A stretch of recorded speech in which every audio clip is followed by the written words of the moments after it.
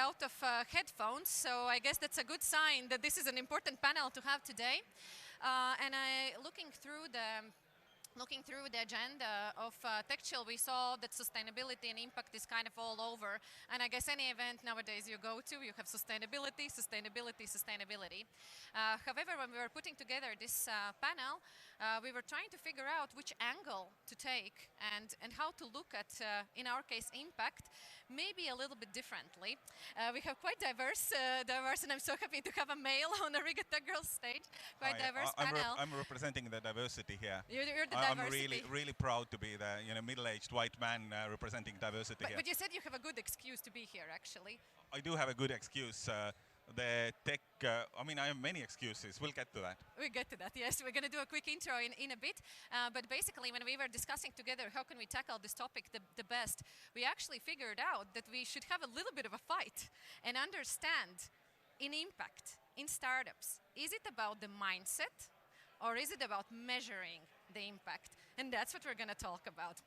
We have 45 minutes. I don't see the timer. We talk a lot, so let's see. Right, as we start, I will start with introductions. And actually, since you represent the diversity, Tarmo, why don't you start? So, men first, lovely. Men first. Hi everyone. I'm Tarmo Virki. I'm head of communications at Estonian startup called Single.Earth. My background is in journalism. I've worked for many international outlets. I founded my own magazine, etc., and I have a distillery on the island of Saaremaa. So he has an amazing gin, and he lives on an island. So imagine, right? And I think that kind of the tech girl thing was slightly confusing, of course, when you invited me to speak here like yesterday or 2 days ago.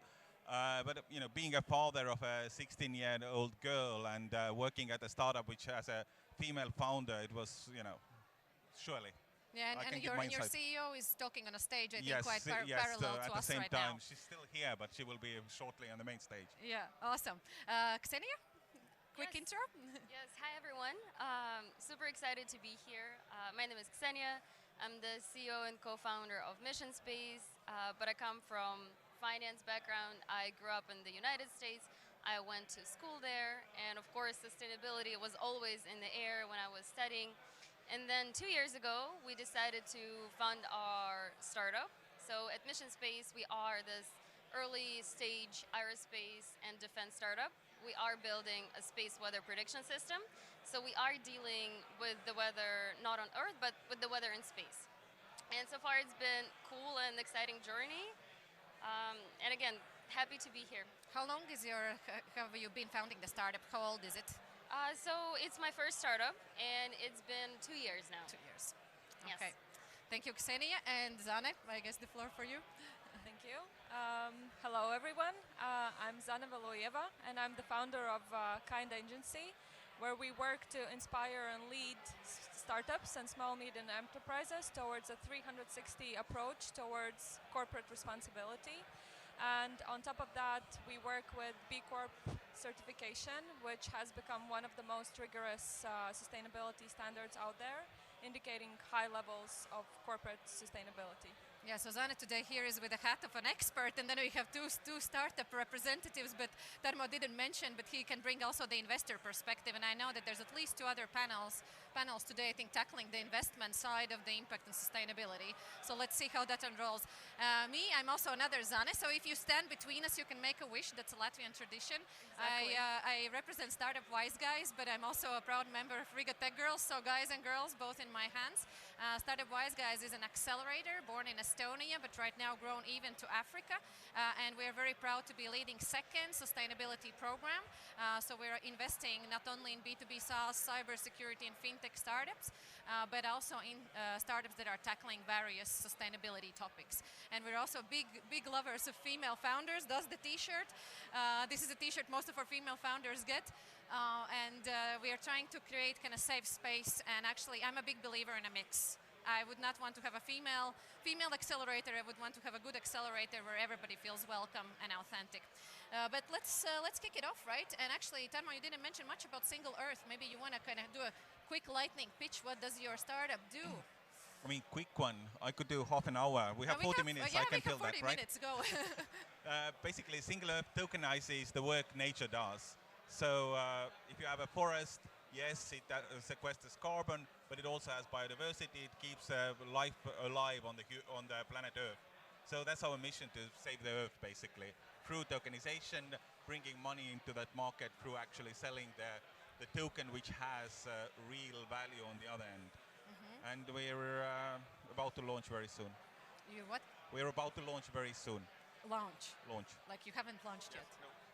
But I've been hearing about Single.Earth for already quite a while. That's called good communications. That's good communication. Yeah, Tarmo, by the way, is also a communications and marketing mentor and started Wise Guys for like 5 years and no longer. At least. At least. I'm there for 5 years and I know you. Okay, cool. And Ksenia, you are on the other hand. So Tarmo is taking care that the forests and Earth is alive. Maybe you want to tell us a little bit more about the sustainability in space?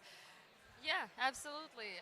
So we're not directly involved with the sustainability, but we heavily contribute to the sustainability in space. So a little bit of background, because we come from this R&D and heavily scientific startup. So basically there is the weather in space, like the rains, the storms, and there is also weather in space. And space weather is everything that's related to the solar radiation. So sometimes we hear about the geomagnetic storms, maybe coronal mass ejections, blackouts, and this is all the result of the sun activity.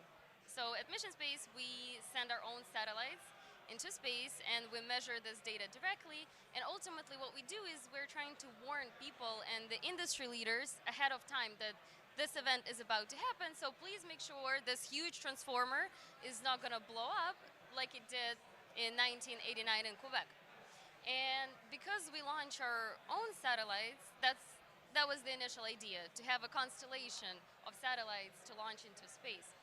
But then we thought about it. By 2022, there will be around 4,500 of satellites orbiting the Earth. And with that, over 1 million of space objects that are classified as space junk. And we thought, why would we have to add 24 more of those objects that are not going to exit the orbit? And there's a huge problem about space debris because the orbit has become so crowded, and if people want to solve real problems and send their satellites to space to observe the Earth or observe the space, there might be no more enough space to launch those systems in the next 5 to 10 years.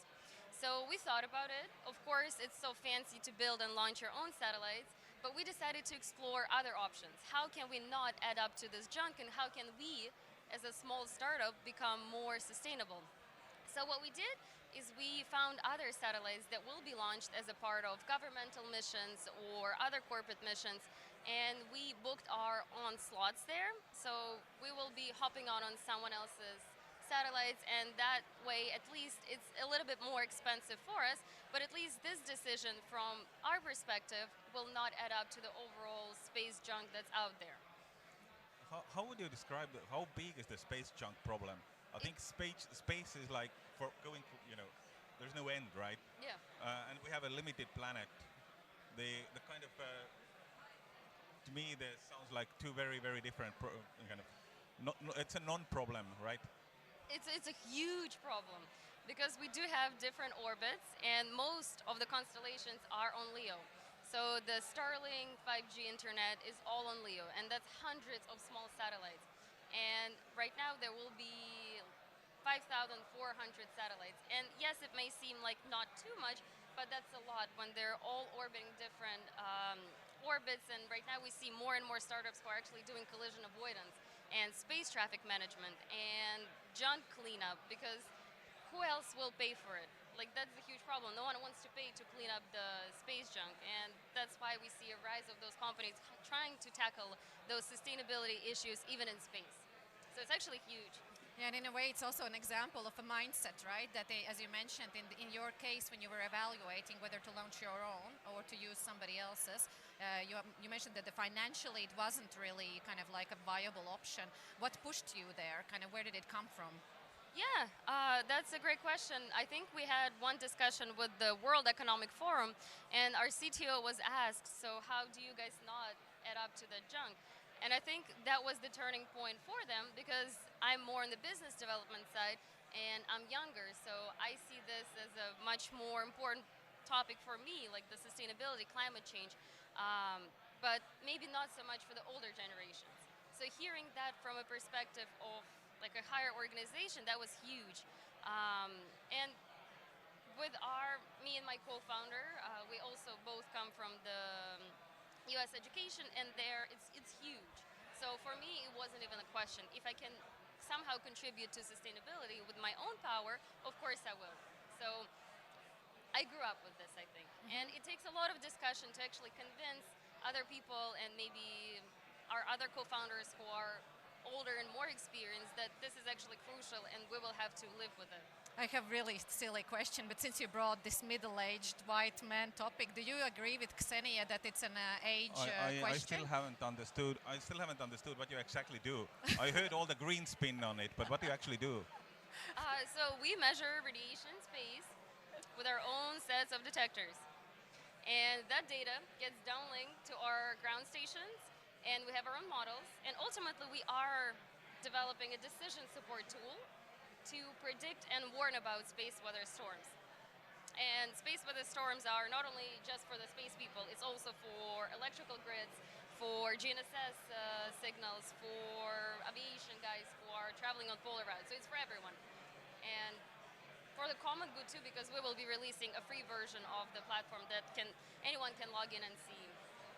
So if you want to observe what sun is doing, then Yes. you're kind of like a good Yes. place to go. But still, my question was, do you agree that sustainability is an age, also kind of like sustainability or impact thinking is an age related? I mean, to some extent, yes. I mean, there are some things which are kind of totally natural for the 20-something generation.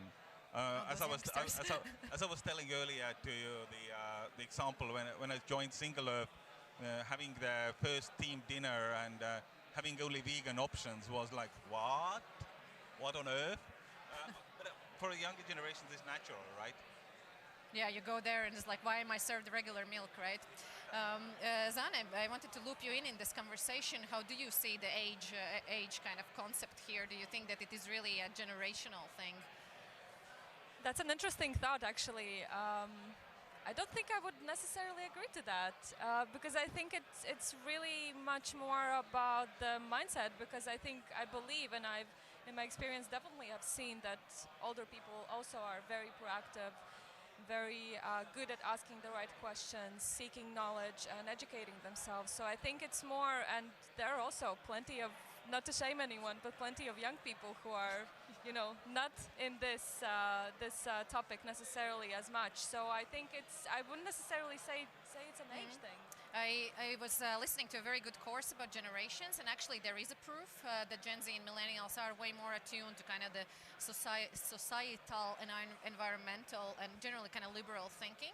So there is proof, but I actually was thinking about Baltic specifically. We are a pretty new economy, and I think it's kind of thinking about something beyond just yourself comes also with a certain well-being, because when you're in this kind of survival mode, you actually can't think of things beyond just your direct maybe impact area, right? And I think once you say that you have seen people from older generations being as attuned to sustainability, you have lived in Denmark, right? So maybe Exactly. You can comment a little bit on the differences you've seen in the different countries. Definitely, I think that's a very important point that you mentioned. That I think it's more maybe about the context that we're in, that we have grew up in, and then just again like how maybe open we are to just educating ourselves. So I think it's more about that, because in Denmark, I was there maybe 5 years ago when the movement was taking to the next level. Meaning sustainability conversation, and I think it was definitely much more, first of all, like across the leadership teams, which were just due to the fact a bit older people, but of course it transpired more to younger generations and so on and so on. And I think what I've noticed, what has been done quite well, is that it's just very important to have diverse groups of people thinking about these topics, and therefore just having an open dialogue and learning from each other, because we can learn so much, like from younger people, from older people, because they are also very wise in their life experiences. Just simple as that. Okay, so we have not really agreed, but age and well-being has an effect on how tuned people are. I mean, well-being part definitely. It also has come through. I do a short pitch. As part of Single.Earth, I'm running a nature-backed podcast where I'm talking with green investors or investors who also invest in climate tech and things like that. And it has come through from those interviews also that the impact of kind of in our region. In 90s, people were trying to survive from the Soviet time and kind of build their wealth. You need some kind of welfare level to actually be able to, fully focus on, keeping the world alive. Yeah, exactly. And I think that if we look at we still can learn a lot from the Nordics in that sense, I assume. And I see some faces from the countries a bit north from us, and I guess that also means that it's You mean Estonia? Look at here. I'm a proud Latvian that is extremely envious of Estonia. So yes, yes, and I still want that island. I want Latvia to have an island. We've been talking already kind of nicely for 10-15 minutes, but actually probably most of you here actually want to hear about the topic that we wanted to bring about, and it is about the impact mindset versus the measurement. And as you could hear, the mindset is there, right? But I wanted to kind of, unfortunately, put you a little bit on the spotlight here, both of you. Is there any measurement or any very conscious impact-related activities in your companies that you work for? Sure, I guess I'll start. And the short answer is no. There's no way we currently measure how sustainable we are. It's all about what's coming from the founding team, what values are being translated to the rest of the team. And of course, we're not measuring what kind of pens from what material, or that's not. We're using the cheapest pens that we get from the free conferences. We are still printing business cards. We're trying to be a little bit less on the paper and so on, but of course, that's just there.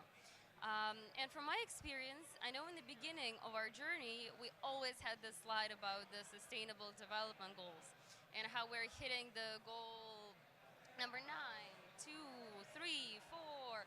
And then as we went through all of our investor pitches and kind of down the road. And investors started to call the bullshit, right? Yeah, we deleted the slide. They were concerned about the traction. But that's good. That's good. I would agree to that. Yeah, we deleted it. We still keep it on our website. We still think that through partnerships for the goals, and it's just, I guess, back to the mindset. Of course, at some point when we will have to be certified or implement some KPIs, for example, again, in the space sector, in June, they're releasing the Sustainability Index. So a company can apply for a Sustainability Index. They will evaluate how sustainable your operations are. And for us, that would be more important than, I guess, the general SDG water. Because we actually want to do something, not just talk about how we are hitting this goal and this goal and that goal. So right now we don't have it. The slide is not there, but we still keep it on the back of our mind. But would you label yourself as a kind of like sustainable company? So you kind of said already about Nope. the erased slide, right? No, we are not labeling ourselves as sustainable. I know there are more sustainable startups that are actually more concerned with the recycling and the green impact. Right now we want to save people from space radiation. I think sustainability labels you can see only on the ads of Telias and Banks and Swedbanks, and they use the labels to be green. Startups are typically born green. I like your approach. Although Zana, you had a comment, right? No, I just wanted to add, because we've been communicating a bit prior to this panel, but I think like this is exactly what we are trying to tackle here, that it's not only about recycling and about the obvious things, but it's also very much about the mindset, because of course my belief and my observation has been that it is just very important to have this mindset, and however small it is in the very beginning, you as a company, you will continue growing, and then you will be able to also do those additional things and go beyond the SDGs. But either way, I'm happy that you deleted it. But I would, of course, like I would also not promote like labeling sustainable or not sustainable company, but still, like I think you shouldn't be afraid that that is something within your values, because I imagine it is. And from what you're sharing about your company, I would definitely encourage you to just be open and communicate that, and maybe not through SDGs. But actually, talking about labels, before joining the startup bubble something 5-6 years back, I actually had a social enterprise. And I remember we were creating the enterprise very consciously. Kind of we knew that we were creating a social enterprise to have an impact. And then we met other social entrepreneurs. And when I asked them, are you a social entrepreneur? And they're like, we don't know, are we? And I think that's also kind of what you said, right? That in the startup world, you do first. And then you kind of like, at some point, you might add that label somewhere. And for example, when we launched our first sustainability program, that actually was the challenge, that they didn't have the slide. And when we were selecting the startups, so we're looking through and okay, you're doing something with waste management, kind of like an obvious thing. There was actually quite some companies, for example, in that segment, they don't have any reference to any SDGs, nothing. And actually the investors that were outside of our direct team were kind of like, I'm missing the point here, you might be doing many things, but where is actually the measurement side? And I like, Ksenia, what you mentioned, kind of like we're a small team, we're an early stage startup, so we do what we can. And even us being a bit bigger investment fund, well, we're forced now to report, so that's okay. We're doing it. But even we are sometimes, we're still too small. We're 10 years old, 60 people's team, operations in 2 continents, right? We still feel like it's a bit maybe even too early to do it in a very kind of like serious level. I think it depends on, I think the size of the company doesn't really matter. It kind of depends on the pace. I mean, we have grown from, we are now in April. April last year, April last year, Single.Earth was 8 people. So you haven't launched and you already no, know how many people. April this year is 80 people, 80. Okay. So, I mean, at the same time, trying to figure out, I don't know, CO2 reporting. Yes, we will get there, but it's not the priority one, right? Yeah. And I wanted to add to this mindset point that I was talking about the vegan team dinners are vegan, for example, or no paper business cards. So if anyone wants to connect, LinkedIn is the way to connect these days, right? Nice button yes, now. simple. Why do you print something for that? I mean, it's tiny, really, really tiny impact. But what's the point of if it's easy to skip? Why would you do it? These kind of things. In our case as well, we sometimes organize events, and I have to really work with our colleagues and say, please no balloons, or please no printouts. Can we just rent red LED lights, and then we give the lights back to somebody who actually stores them and uses them? But I agree, kind of every little counts. But I wanted to ask you, Zane, since you work with other companies and you work a lot with startups and you work with them in different countries, what would be your advice, kind of? Is there a time that it's too early to do anything, and maybe what is meaningful in an early stage? Yes, and I think that's the question that we've been touching upon. Maybe I can just for a second go back to the SDGs because you're the expert. It's been and maybe for someone who might not know, SDGs are Sustainable Development Goals, which were adopted by the United Nations roughly 7 years ago, as of now. And I believe, in my opinion, it was a good first step, like a big global step for people to just start thinking about this topic a bit more seriously. But what they were lacking is more clearer guidance of how to just do that, and how to actually create an impact, and how to maybe measure, which is of course the next step. And therefore, I would say that the biggest challenge in general for companies is just really to understand, because of course companies have their priorities, as was mentioned, but also I think there's, like, the sooner you can start the better, because in the end of the day, I believe that sustainability is also very much about efficiency, and which company doesn't want to be efficient? I think that there's not a company who wouldn't want to be that.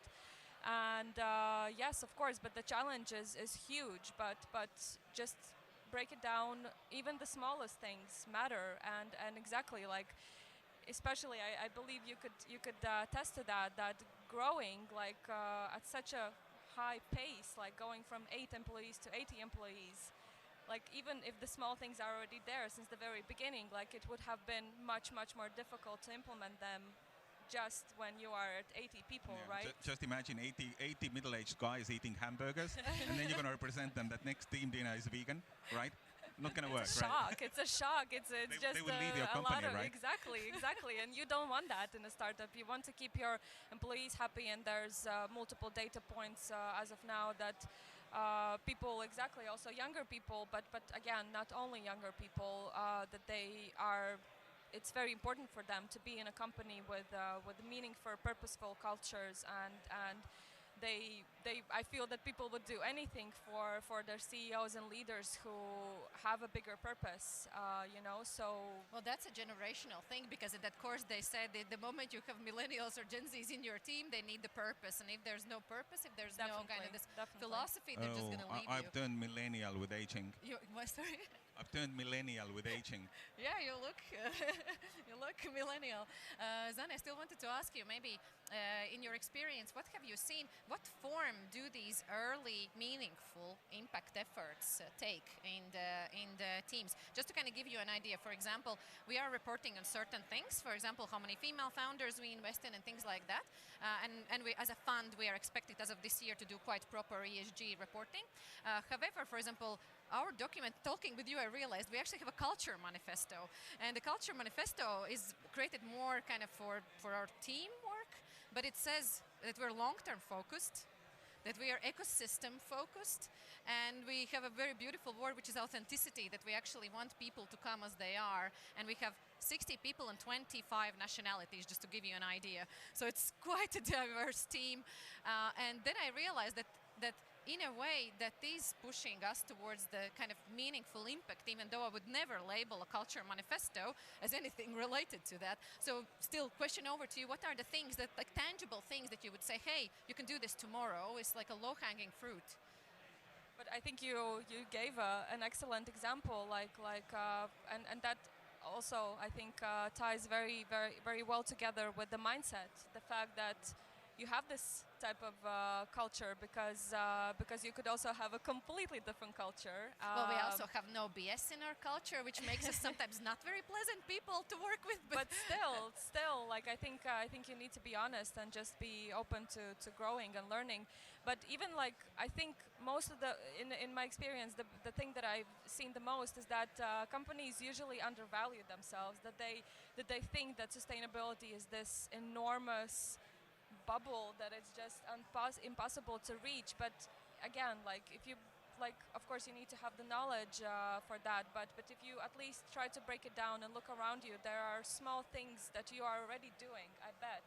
And for example, company culture is such a big aspect, because most of the times, yes, people also look at sustainability as recycling or something towards the environment, but it has grown into something so much bigger, and I see slowly that people are looking at it much more, that it goes beyond environmental impact and footprint and so on and so on. So it has to do with your people. It has to do with with people within your supply chains, even people in your local communities, exactly, because they are still feeling the effects, both positive and negative, from your business activities. So it again, I hope I'm trying not to overwhelm people, but you need to have a global perspective in mind and have a systemic view, but still also look around you, and I'm sure that there are small things that are being done, and just I still want to squeeze you a little bit more on this one. What is some kind of measurement that you have suggested to a company, and the company had no clue that they might even have the data, and something that was kind of very easy to be like, hey, like it's just there, like that they didn't see? Yes, that's a very good question. In my experience, again, going back to B Corp certification, in my experience, it has been very often that, so just to give a bit of context, B Corp certification consists of 5 big impact areas, just covering everything basically about the company, as we discussed, even the small office supplies, but of course that's not the main focus point. But it looks from the environmental perspective to community to customer aspect and so on, and it consists of close to 300 questions. And when I say that to companies, it's just like, oh my God, like how do we do this? Like we're afraid, like we probably don't have anything. And then you just slowly, step by step, start filling out all of this information, start gathering it. And most of the times companies have that. It's exactly also as you were saying, most of the times a lot of answers are actually hidden within the, for example, employee handbook, because it does cover a lot of aspects of the company mindset, and sustainability is usually hiding in there. And B Corp also, of course, helps to measure that and just see, because it has a point system, and then you can rank yourself a bit higher or lower, and compare yourself to your competitors and peers and so on and so on. So I hope I answered your question. Yeah, kind of, but I see Tarmo sitting very restless, so I want to ask you if there's, apart from vegan dinners, is there anything else that actually at Single.Earth you would say, kind of, these are the proofs, or this is something we could actually measure as an impact in the company? I mean, I think as at the end of the year, the plan is to measure the travels and all these kind of the simple things which you can kind of put plus and minus together. So As a kind of policy thing, try to avoid CO2-ish. exactly the kind of the. It's simple if it goes through the corporate accounting, right? It's kind of really simple to do. Yeah, actually. The only question is really a focus and which And what's stage. your policy around travel? Travel policy. I'm not the person to ask from. Travel as often as you want to, right? No, because for example, we use Travel Perk in the company to book our travels, and I just noticed yesterday booking my flight to Latitude 59 that they actually have the CO2 offsetting. Bus is cheaper Buses are cheaper. from the climate Well, perspective. this is the part where I'm Better, I'm not very climate oriented. But no, but it's true. Actually, when we were preparing for this panel, we were also thinking that there's one message we want to get across is that kind of don't be scared of this big bubble, you know, like of this big monster of impact. And I probably don't worry too much about the measurement, because eventually what matters is what you do. Or eventually you're going to be regulated, and you will have to measure anyway. On the kind of climate environment side, to some extent probably, or not probably too extensively in a very short time frame. You'll be regulated if you do anything financially related like we do. That part will be or is horribly regulated. But actually, Tarmo, I wanted to take out the card about the investors that you mentioned in the podcast, and also Ksenia afterwards. So maybe a question to you if you're fundraising or if you're talking to partners. What are some kind of like asks, or what do you feel are the requirements coming from these other stakeholders, such as investors or partners, where they would be like, I want you to actually report on this, or actually I want to clarify what's your policy in certain area? I mean, I can probably answer from the perspective of the investors I've spoken to for the Nature-backed podcast, not really for for the Single.Earth side. I'm not involved there. But the Nature-backed side, I mean, the investors' view is typically, I mean, they tend to think money first, right? Not that at any expense. We're not going to go kill people to make money, and all that is already very normal level. But of course, if the climate tech is interesting, they will kind of put their focus or interest in the climate tech. So you're kind of saying that right now the big interest from the investors towards sustainability is also simply business driven? Of course, it's always business driven. Okay, I like your... I mean, investors are business driven by nature. Yeah, of course, they need the money to grow, right? Exactly. And they have on the other side people who have put money in their funds who demand their returns. Yes, I can hear from the kind of generalizing about 10 episodes we put out. There is talk about kind of messages like we need to be less greedy. It can't be all about money. We have to take also returns on kind of the world and the humanity into account. But eventually they have to report, first and foremost, financial returns. So. Yeah.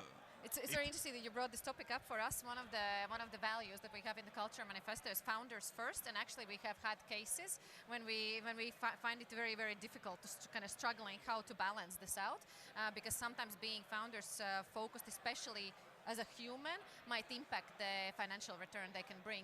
And for example, just to give you an idea, right now, for example, we're supporting our Ukrainian portfolio. We have 38 investments in Ukrainian founders. So of course, the current aggression and war in Ukraine is hitting us very, very hard.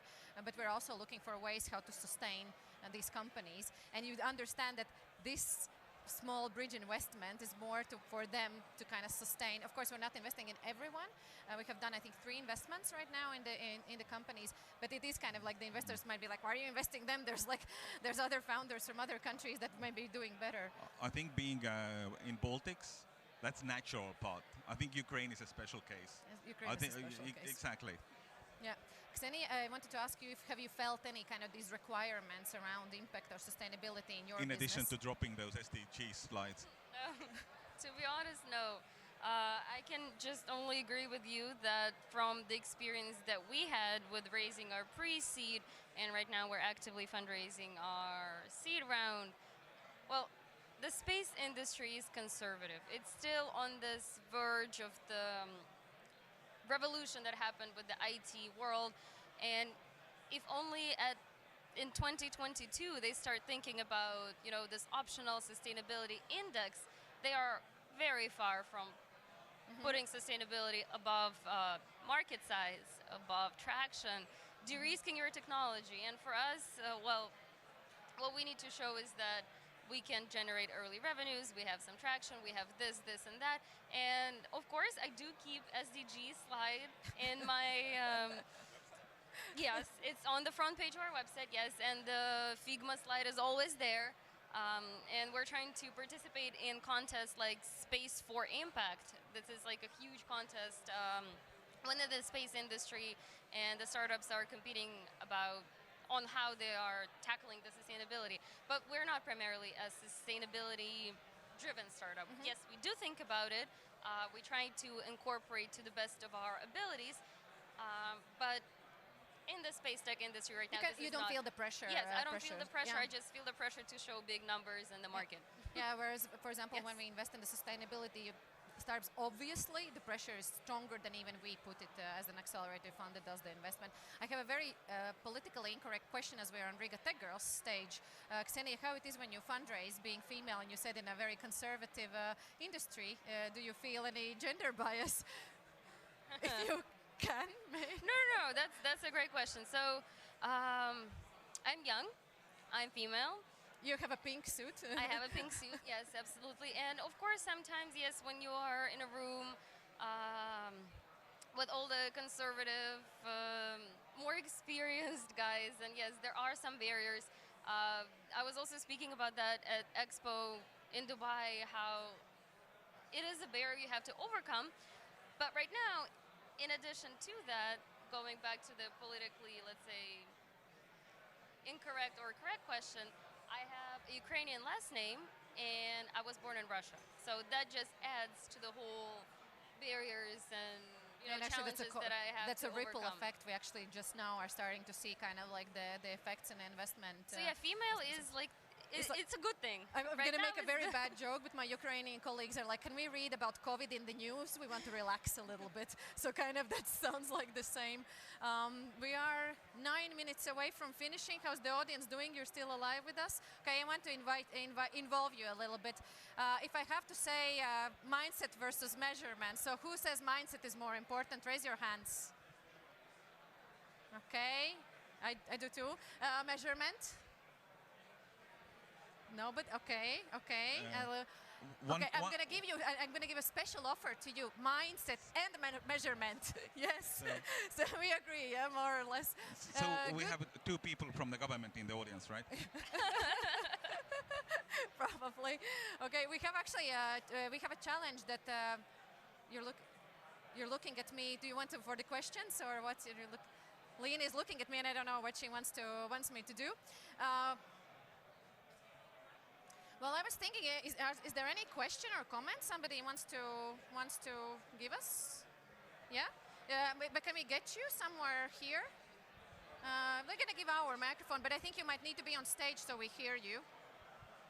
And I want to hear what you're saying, but I don't know if we can. Well, I would just like to say that it was interesting to watch you attempt to get some measurement information out of these people and to find that it was very hard to do. And I just wanted to say, I mean, measurement is hard. You have to decide what to measure, what's worth measuring, who will believe it. Are you trying to lie with measurement? So I think this really demonstrated, we all know it's important.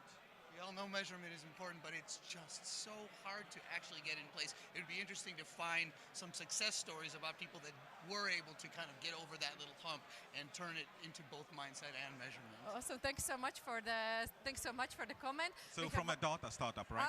From a data startup, he's. I don't know.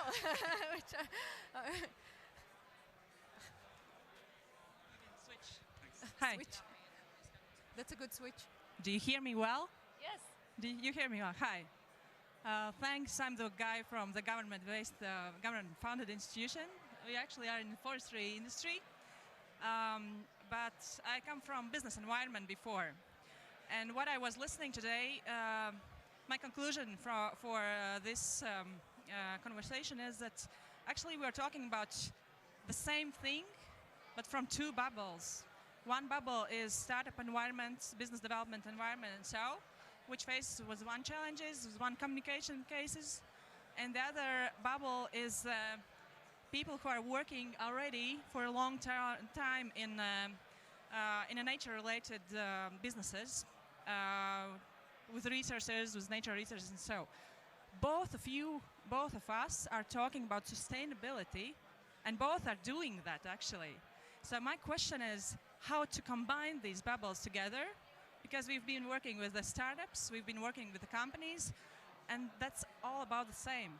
It's just the communication between these two huge bubbles. Thank Thanks. you, Zita. Tarmo, Thanks. you want Can I to start jump actually on this? answering this? Anything? I have actually a relatively good logic to answer that.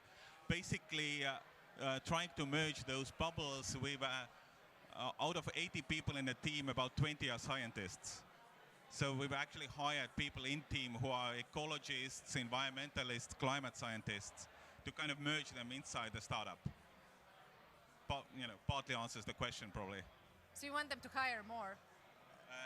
No, I think in general, I think in general the logic kind of makes a lot of sense. But that's what Zana said about the Yeah. diverse group, right? Exactly. The moment you have a diverse group internally, you're kind of more attuned to anything that is outside. And I do remember we had a conversation about the culture of trust as well. And I think trust kind of like can also unite the bubbles. Do you have more follow-up? Thanks. Yes. Ouch. Scientists, environment specialists, that's really the key. But I would challenge you also to start to communicate more with the industry who is already working in the not only forestry, actually we take the mining areas and other natural resources areas, water resources and so, because there's already industry who is working with that. And in most cases, they have already these sustainable solutions inside the companies going for, I don't know, decades already. Because sometimes it's easier to think that we are working still in Soviet times and with Soviet methods and so, but it's not, it's a history already. So I would challenge to go and also to speak and to work also with the industry business, with the business who is already working there. I love that challenge. That makes a lot of sense. And the communication challenge is, that's why I'm here, right? On the forestry side, I do have a feeling that there is still a lot of the Soviet mentality over there. Looking from outside, I'm not the one talking for the forestry people on the regular basis. But in Estonia, for example, half of the Estonian forest are actually owned by state, which is I mean, it's in a way, yes, positive, but if the state is managing something badly, if the states decide that, hey, we need to fill the budget, let's go and cut more forests. And what would then the environment minister tell to the business or kind of economy minister? There are kind of government level fights about the forests in Estonia. Exactly. Would be lovely to have a balance, but there is always the fight between those two. And it's a crazy debate. We'll continue on I'll that suggest, privately later, okay? I think that you need to have a conversation about forests. We can take exactly one last comment if there's anything or one last question from the audience. Yep, please, if you have to come a bit forward because the microphones don't work at the end of the hall. At least that's what I understood. Hi, thanks for a good panel. I'm Jussi from On Carbon. So we do climate footprint calculation for travel products. So measurement, and I think like one key place in the world where measurement might have a bigger role in the future is informing consumers of the impact of the products that they're looking to buy or are comparing at the grocery store aisle. Like we already have the nutritional information available, some other eco labels in some product categories and in some countries. But I think that's where maybe measurement will have you can have all the good mindset that you want internally in your company, but then when you're trying to inform the consumer of where they might want to put their money in measurement and communicating that number or information in a good understandable way, I think is a thing to happen in the next 5 years. Your take on that? That's a very good comment. Thank you also for sharing. Actually, generally, there was a very interesting event on Monday evening. There was TechChill Student Challenge. Me and Lena were actually in the jury, and it was one of the challenges. Printify, one of the sponsors of the event, was putting kind of forward how can they make their kind of production and overall the kind of more sustainable. And one of the ideas that came from these students that are actually here in TechChill today was exactly related to consumer side, that you could actually kind of choose the producer based on their kind of ranking in terms of sustainability. So definitely also the youngsters, the Gen Zs and others think similar. So that's at least my take. Anybody wants to quickly comment? I think I do agree that from the consumer side makes a lot of sense. I think the only risk I see is the kind of I don't know, buying the plane ticket with a CO2 carbon quota, which is basically indulgences. You're still flying, you're still hurting the environment, but you're kind of buying yourself a good feeling that, hey, I compensated for my But I want to see you coming with a boat from Saaremaa next time TechChill's happening. I want to and make with the rowing boat, you know, and then we get you a horse to get you kind of. I think sailing boat would do also, right? Sailing boat, okay, maybe. Okay, we have like 23 seconds. My dear panelists, is there any last words you want to leave with the audience before we kind of leave the stage? Just to add up on the previously mentioned point, I think it's still a very big responsibility of companies and the governments also to collaborate and take responsibility when even communicating to the customers. So we cannot only rely on customers, be educated enough and make the right decisions, because it's just so difficult, you know. And then exactly as you said, like, oh, I've offset my flight, but is that actually the best thing to do? So yeah, a lot to do still. All right, we're good. Thank you, everyone. Thank you. So Let's much. applaud Thank you. each Thanks. other.